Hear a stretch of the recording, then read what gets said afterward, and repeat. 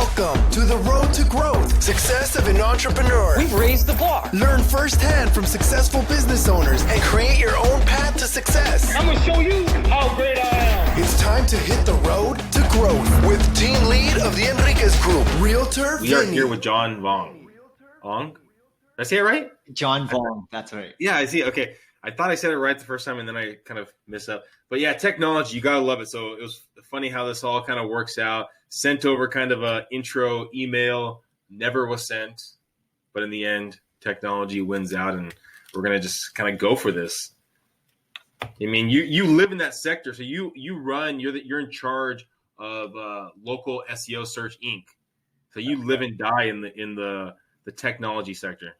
Yeah, search is very pivotal and vital for a lot of business owners. And it's their main source of leads, right? So we really need to be on top of our game. So SEO, I mean, I got a search engine optimization. If you don't know that, you might not have adapted to our new way of thinking, our new way of living. But I just had to throw out there for maybe some people that are new in the business. Yeah, like search is definitely a top term for a lot of marketing companies these days, because if you haven't built a website for search engines, you're missing out on a ton of opportunity.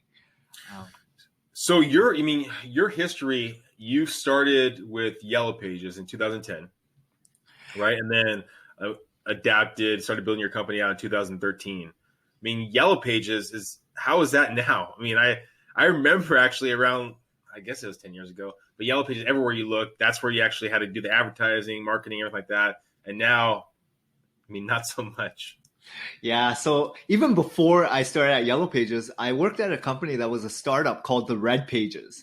And it was such a great concept. It was a physical directory of every single website, business run website that went out to every single business in homes, right? It was localized here in Toronto. And I thought it was like the next Yellow Pages, right? Physical directory. But then came along Google and kind of dominated that whole space. So, it was a great concept, but very similar to Yellow Pages. It had such a great retention and usage, right? Like everyone knew it for that purpose. When someone needed to buy something, either a service or product, they knew to resort to that phone directory, knowing it was the most comprehensive, the most accurate, most robust database of every single business owner in the local market, right? And that's why people kept on referring to it, especially if you're not in like 30 plus, you might not know or even have seen the Yellow Pages. But for the people that have been on living a little bit longer than millennials, I would say, they've kind of understand like the importance of what it brought to businesses, right? But now we live in a world of Google. So yeah, well, it's interesting with Google. It's like Kleenex, right? Kleenex is a brand, but you ask for basically Kleenex, and so it becomes actually kind of a bigger item than actually is. Just like that, like, hey, you should Google that item. You should Google that word, what that means, and it becomes bigger than it actually is. So walk me through your history. I mean, so you were born and raised in Toronto? Yeah, so I lived an hour outside of Toronto. Born and raised, fourth child of immigrant family. So my parents left the Vietnam War, and we resided and relocated as immigrants in Canada. And yeah, just growing up, didn't really know much, have much. Really tight-knit family community, and really just hustled, right? Like at 9 years old, I basically had my first job as a newspaper boy, but it was really to support my family, right? Buy local groceries and help with whatever I can, right? And then when I finished school, and over the years, I had many, many jobs to really fit in, right? To buy the clothes, to go out and have lunch with my friends, right? Like all these things that I look at back now, it's like I hoped my parents would have been able to support me a little bit more, but I understand what they had to go through and endure, right? So, then I went to college a little bit further away, but that was my first experience of living outside of, Hamilton, which was where I grew up, right? I never really traveled, and it was my first time of even having a sleepover. I never slept over at a friend's house, right? So for me, it was like living alone at a new university, college, and survival, right? Like now I got to pay rent, I got to pay for my school, I got to do my own grocery shopping, everything, right? So it was a great cultural experience and learning experience. And, once you finish school, you meet a ton of people, you want to get involved in more of a career, right? So I studied business and finance. And even during that time when I was in school, I did something that a lot of my friends never even thought of doing. I did an exchange program out to England. And that really taught me and opened up so much of like my brain, right? Like the opportunities, the amount of people that live in this world, right? Like we don't live in a small little part of the world. We live in it's huge. So many people, millions of people, right? And it just allowed me to broaden my horizons, right? Get to know so many different cultures, different people, allowed me to travel a little bit more and venture on my entire journey, right? So it allowed me to be more open as a person.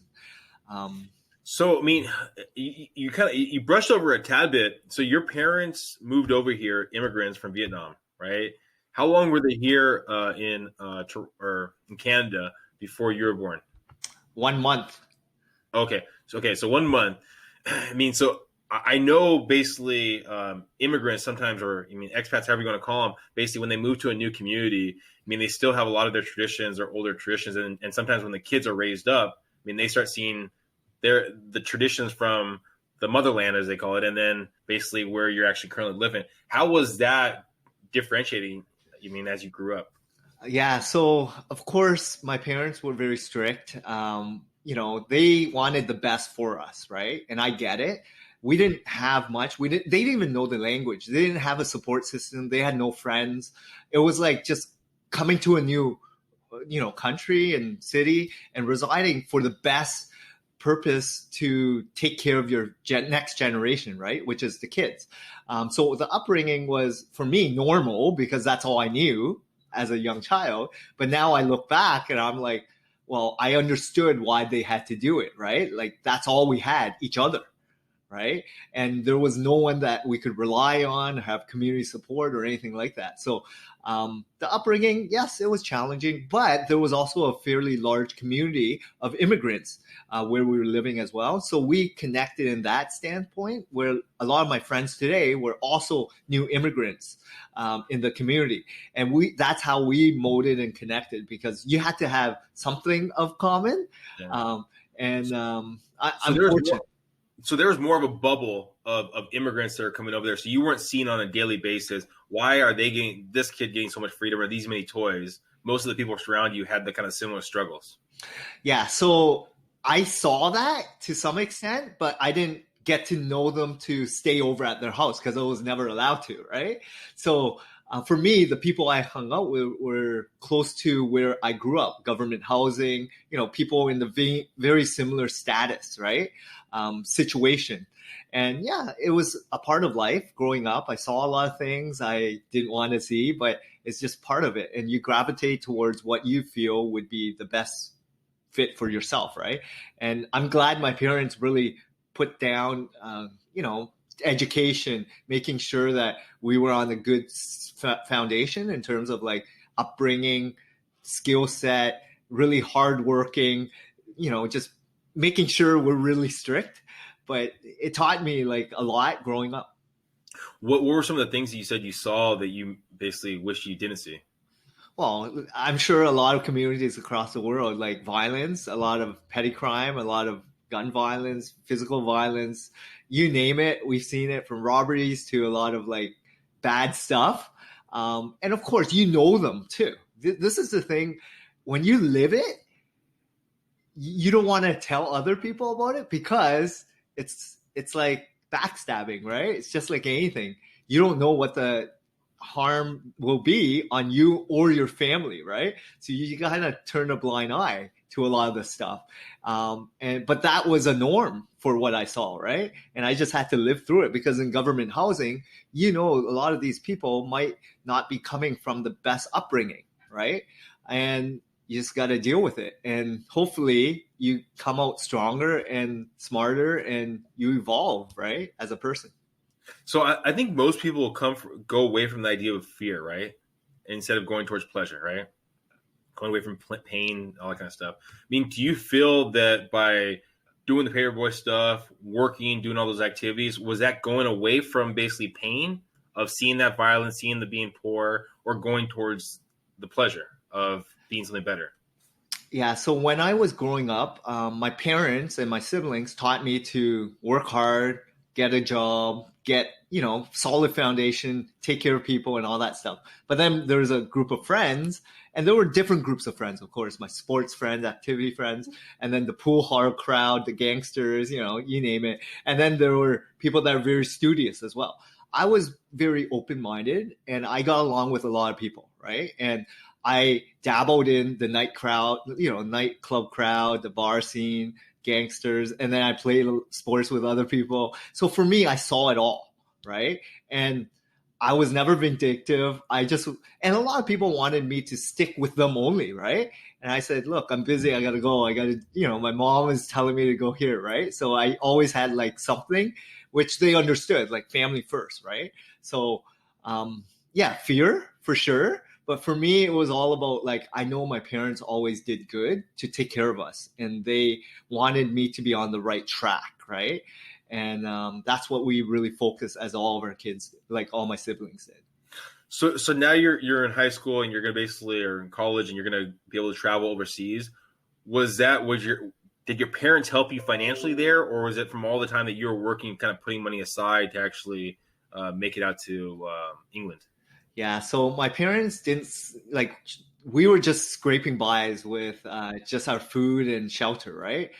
So for me, it was all trying to get loans and work. I was working so many jobs, so many hours throughout my college years. When I was traveling, I was working just to pay for the next flight or a place to stay or food, right? It was more, I had to, right? It was no, why, like, it's luxury. It was more like a need, right? So I just had to figure it out, right? I had to just go and hustle and figure out what was my next thing so that I could pay for the next thing, right? But that's what really drove me. Like, imagine not having a lot of debt. That, like, for me, that was like, wow, that's what I wanted to do when I finished school, right? Get rid of all my debt so that I could maybe buy a car or maybe live on my own, like all these things. So what do you think? And I love it when people are able to travel, because I feel like it really allows you to grow as a person. I mean, what are some of the things you really picked up from living over in England? Oh man. So me living like, very sheltered, I would say, right? Growing up, a lot of these people living in this community housing and, lower income, they don't get away much. They're not able to, they don't see what's in the bigger picture, right? So what I found was when I came back after a year on an exchange program with my same crowd, a group of friends, they were doing the exact same thing when I left, right? While I came back with so many cool experiences, cool people that I met, amazing food, culture, you name it, right? And that's one thing I really learned and picked up really quickly, where I felt like I'm just touching a piece of what is available in the world, right? Like just one different country in a different region, right? Experiencing it. And I was trying to explain it to a lot of my friends, and they just couldn't grasp the idea of leaving them for 1 year, right? It's like, don't you miss what we were doing, like playing ball and playing sports and going out to the bars? And I'm like, no, I came back with way more than what you were doing every single day, the same thing, right? So it's hard to explain until you actually see and do it yourself, right? And that's why I learned early days. Like, I was lucky to have that opportunity to do that in my early 20s. So now you get back. What happens next? Yeah, so I finished my schooling, my last year of college, and then so right when I finished school, I had that travel bug again. I wanted to teach English in Japan, actually. So I applied, I got accepted, and then my brother sits down with me. He's like, "Look, you got all this debt from school. You're like, you either pay it off or you're going to be in debt for a very long time. So he had to sit that down. I'm sure my parents had been involved with that too, saying, look, being responsible, you got to take care of your own responsibility. No one else is going to own it up, right? So I turned it down. I got my job at Red Pages, and that's where my sales and marketing career started, really my business career. Okay, so you're in sales. What are some of the things you're kind of learning? I mean, how are you growing in that company? Yeah, so that, I think traveling, going to school away from home allowed me to be more open and allowed me to, I guess, self-teach myself on a lot of things, right? Like I was always the type that I was a doer. I was always ambitious, proactive, someone that was like hardworking, gritty, someone like just wanted to learn and grasp as much as possible. So I've never had real solid sales training or background or anything, right? So for me, I tried to absorb as much information as could. Read a lot. I listened to a lot of audiobooks. I tried to job shadow the best salespeople in the company. I learned from sales managers, whatever I could, right? Like just come in early, work the phones, start asking as many questions, making tons of mistakes, leaving late, like because I was single at the time and I knew I had to pay the debt. So I got to make as much as I can to pay it off as quick as possible, right? So I learned a ton just doing it, right? So how long in that? You said for a couple of years, right? And then you decided you could do that on your own? Yeah, so I probably did 10 years of working for different companies, Red Pages and then Yellow Pages. I did some online marketing on an affiliate performance marketing company. But over those years, I kind of refined what I really liked doing in my career and what I didn't like doing. So I didn't like working in the office and being dictated by other people. But not only that, like working for people that I didn't enjoy working for the right reasons and core values and passion and all that stuff. So at Yellow Pages, I actually enjoyed that role the most, right? Because I had the freedom. I had a book of business where I had to manage hundreds and thousands of business owners' accounts. I went out, saw them. I consulted with them. I explained our services. So I was restricted to what we can offer them. Right? They had an ad budget campaign. But I enjoyed that communication, the relationship I was building with community leaders, local service providers and product owners, right? Like business owners on a local scale. So I got to really know what it took and meant to be a business owner, a successful one, right? The one that actually survived many years, not just years, but maybe decades or generations, right? And that's where it pushed me to start my own company, because last 2 years of working at Yellow Pages, I found that a lot of the customers were just frustrated. They were spending so much money and not getting the same return that they used to get 10, 15 years ago, right? Well, before you jump into that, I mean, what did you find the common theme from all successful companies? They're just I found like the small, medium-sized retailers were just genuine, authentic, raw, right? Ones that actually connected with their customers. They really wanted to get to know them and they actually cared, right? To make things right, as opposed to trying to please them. They always wanted to figure out what they wanted and get ahead of them, right? Before they even asked. So a lot of these things, like core values in terms of what I bring to this company, is a lot of these thousands of business owners I was able to consult and pick their brain. Like every hour I met with these business owners, I was asking them, what did you do differently? How did you survive for 20 plus years? Like, how did you become so profitable? How did you grow your company from, say, 200,000 to 10 million or whatever it is, right? Like what took you? So I was able to grasp these little tidbits every day, every hour, every minute. And that's what, things like that is invaluable. Like you cannot put a price tag to that. It's priceless, right? So, okay, they're getting frustrated. And what happens next?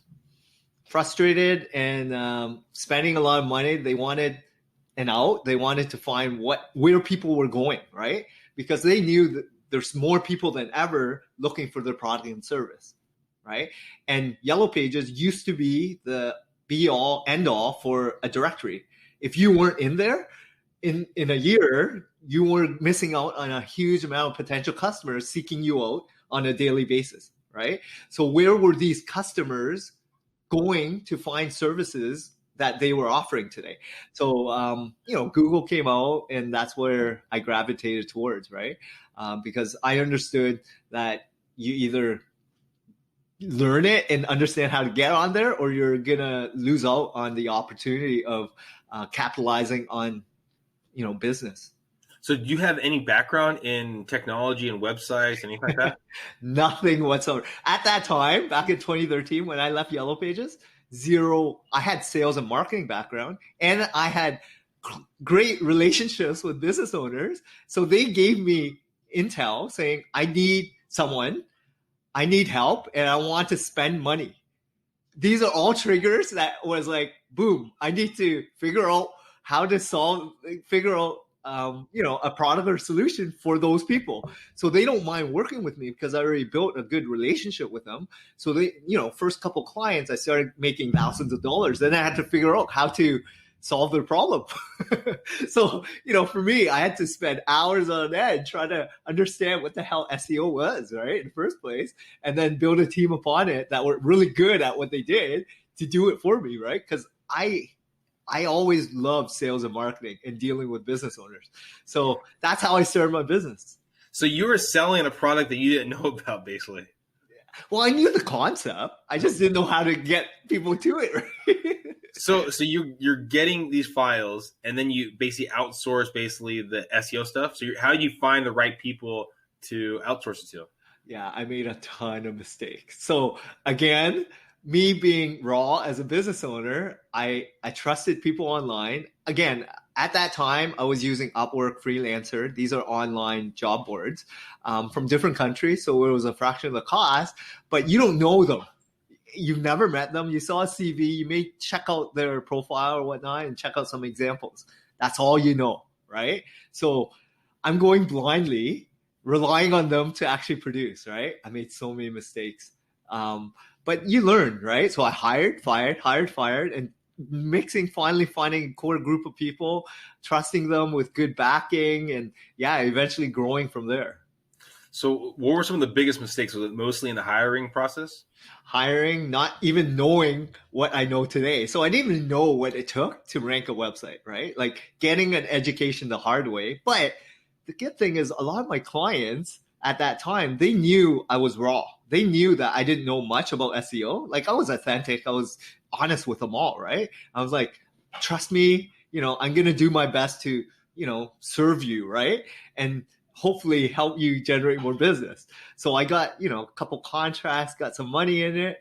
And then that's where I used the money to hire people. Like I didn't make money in the first couple of years, right? I just wanted to figure out how to get them business, right? So you're doing the hiring process. What did you learn over time to look at when you're hiring people, especially outsourcing?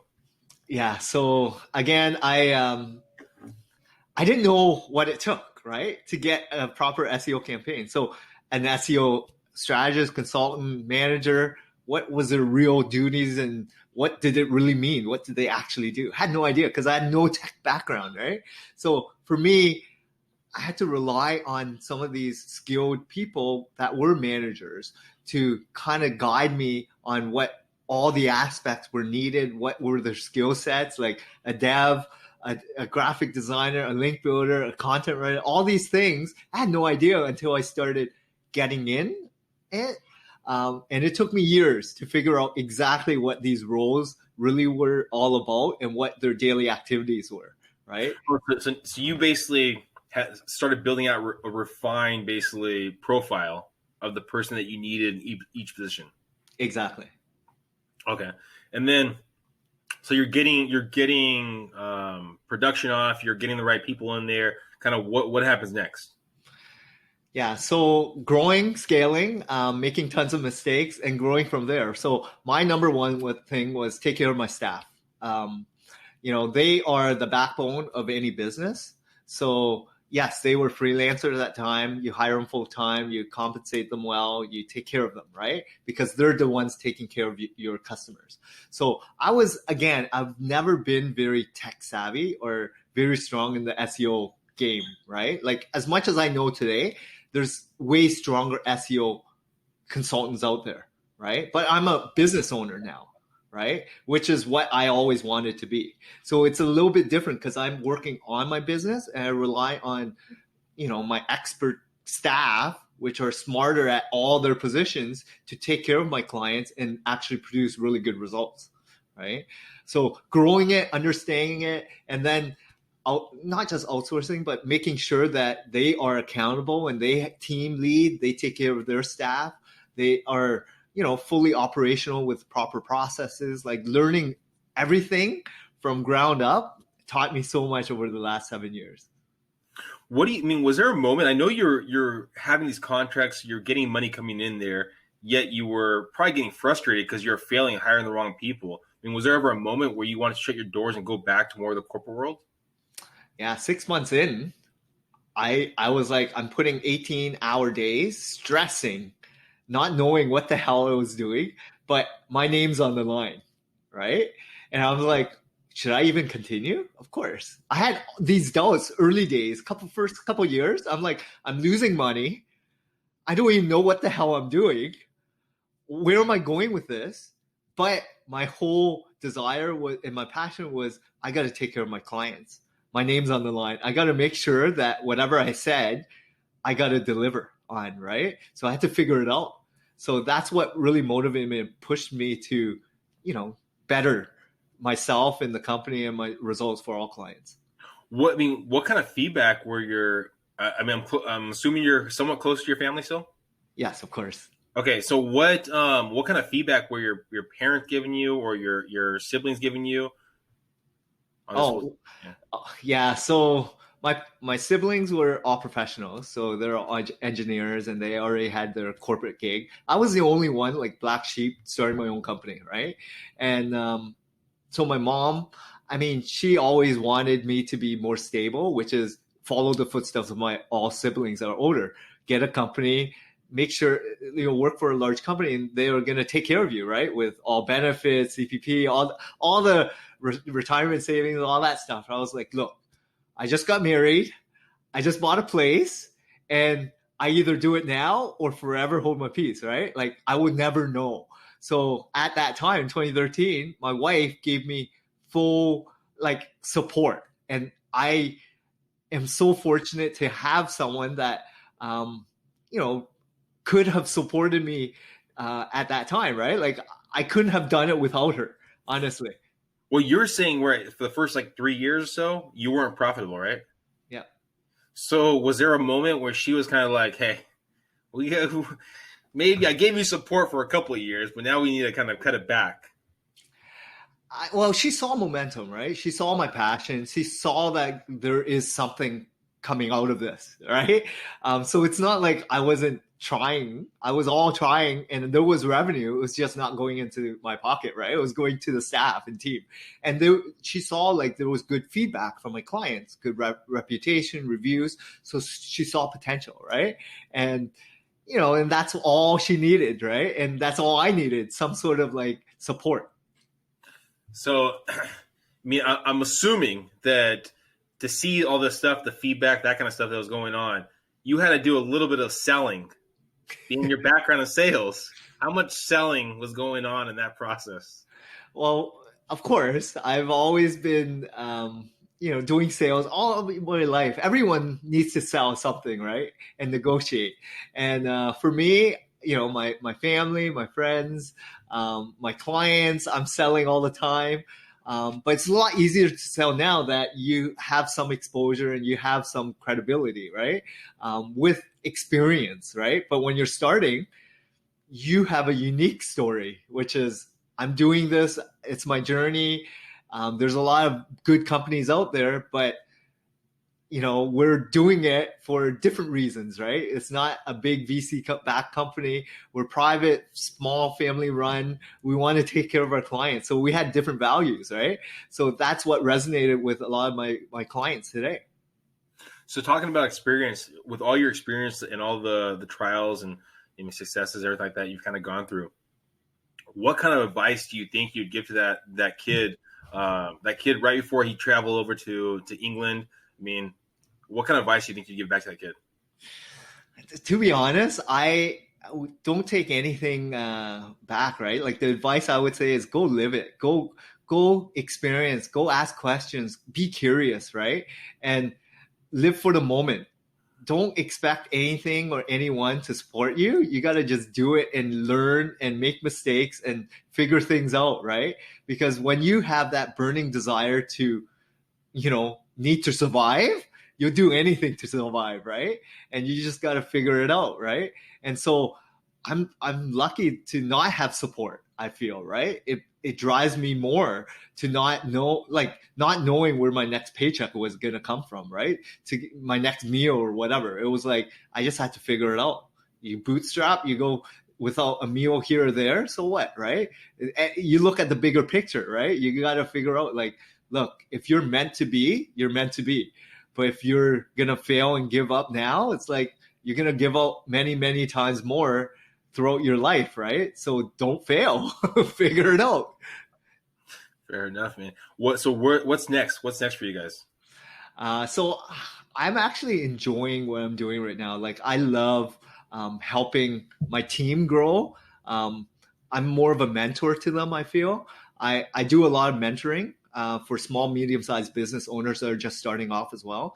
And I do want to help these SMBs really get more of a digital footprint, right? Like this is what I do for a living in terms of SEO. And it is a very complicated space and world, right? So me knowing what I know today, I would have done things completely different when I first started. But I'm glad I got to make a ton of mistakes. Even though it could have saved me a couple of years, I would say, but I don't take anything back, right? But learning, making mistakes, it's a part of it, right? So right now I'm working on a book to kind of get people to learn a little bit more about SEO. And really, it's all about like mentoring and making more of an impact, right? So I do want to support more of my tribe, my people, my staff, my clients, my business owners that are in need, that need advice, right? Like need education. But they're the ones that they need to seek you out. You can't seek everyone out, right? So if they are willing to ask for support, I'm here to support them. But you can't support everyone, right? So if someone's looking to ask for support, someone's looking to basically hear about when your book comes out, maybe bring you on as a business, I mean, what's the best way of them reaching out to you? Yeah, so we do have a website, localseosearch.ca. But if you do want to connect with me on a more personal level, ask me any questions, you can go find me on LinkedIn. On the team page of localseosearch.ca, you'll find my name, John Vuong, and you'll find a LinkedIn link there. I have to finish it off. I know people right now, they're not seeing this, they're only hearing this. But yeah, John, his picture in the background is Toronto. I'm pretty sure that's Kawhi, right? Shot that in the playoffs. Yeah, it was all I could see was LeBron with his Cavs jersey on. I was like, man, what the heck is that? And then I saw the shot, and I was like, oh, okay, it has to be okay. He's in Toronto. All right, it has to be basically that. I mean, the only claim to fame that I have behind me is basically the Padres with the World Series. I never won it, so. I'm a big Raptors fan. I've been I grew up loving basketball, and when I first got my job in Toronto, so 15 years ago, my number one thing was be a season ticket holder. I went to games, and since then, 15 years of going to a lot of games over the years. Last year was epic, mind-blowing, and it was like you just had to enjoy the moment, right? And that's what I take in terms of life. You know it's a long journey. You need to give it all. You work hard, you play hard, you got to enjoy whatever you have. And that's what I'm all about here. Well, thank you for being on the Road to Growth podcast. Hopefully you listeners got some information. Reach out. I mean, if you're looking for some SEO, first know what SEO is. And then once you know what SEO is, then reach out. Thank you again for being on the Road to Growth. Thanks a lot, Vinny. Had a lot of fun. Thank you for listening to The Road to Growth, Success of an Entrepreneur. Please like, subscribe, and stay connected. Visit www.theenriquezgroup.com. Yeah, I created a website. Hope to see you again next week. The Enriquez Group, signing off.